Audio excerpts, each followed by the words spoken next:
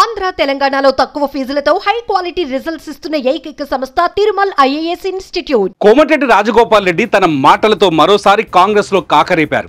ఏకంగా జానారెడ్డినే టార్గెట్ చేశారు. మంత్రి పదవి రాకుండా ఆయన అడ్డుకుంటున్నారని, ధర్మరాజులా ఉండాల్సిన వ్యక్తి ధృతరాష్ట్రుడి పాత్ర పోషిస్తున్నారంటూ ఆయన విమర్శలు గుప్పించారు. జానారెడ్డిపై రాజగోపాల్ రెడ్డి ఈ కామెంట్ చేయడానికి కారణం ఏంటి? దాని వెనుక అసలు జరిగిందేంటి?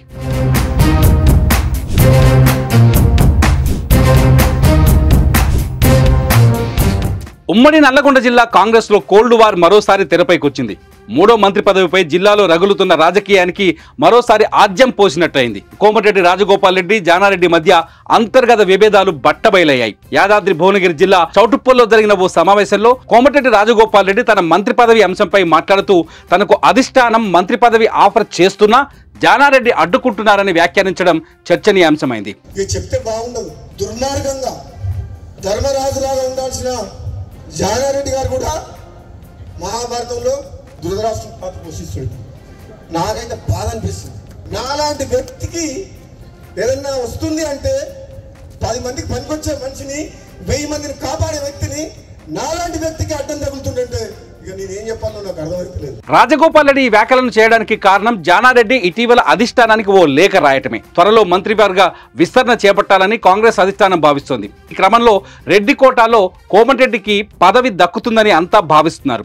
రాజగోపాల్ రెడ్డి కూడా ఆశతో ఉన్నారు. ఇలాంటి సమయంలో ఉమ్మడి రంగారెడ్డి జిల్లాకు చెందిన నాయకులకు మంత్రి పదవి కేటాయించాలని జానారెడ్డి అధిష్టానానికి సూచించారు.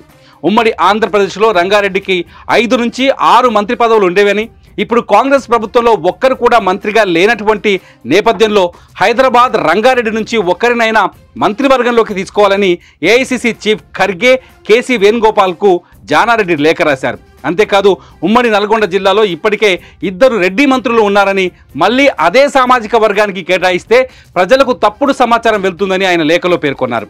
ఈ లేఖకు తోడు ఆశావాహుల సంఖ్య కూడా భారీగా పెరిగి అధిష్టానం వద్దకు క్యూ కట్టడంతో మంత్రివర్గ విస్తరణ వాయిదా పడింది.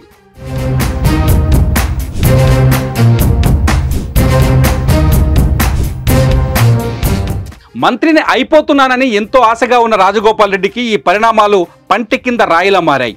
జానారెడ్డి ఏకంగా అధిష్టానానికి లేఖ రాయడంతో కోమటిరెడ్డి బ్రదర్స్ జీర్ణించుకోలేకపోతున్నారు. లోపల రగిలిపోతున్నారు. దీంతో బహిరంగంగానే తనలో ఉన్న అసంతృప్తిని బయటపెట్టి బాంబు పేల్చారు. రాష్ట్రంలో కాంగ్రెస్ ప్రభుత్వం కొలువుదీరిన 16 నెలల తర్వాత మొదటిసారిగా రాజగోపాల్ రెడ్డి రూపంలో అసమ్మతి స్వరం వెలువడడంతో కాంగ్రెస్ పార్టీలో తీవ్ర చర్చకు దారితీసింది. మరి పార్టీ లైన్ దాటి సొంత పార్టీ సీనియర్ నేతపైనే రాజగోపాల్ రెడ్డి విమర్శలు చేయడం తీవ్ర దుమారం రేపుతోంది. మరి దీనిపై కాంగ్రెస్ పార్టీ, జానారెడ్డి ఎలా స్పందిస్తారో చూడాలి.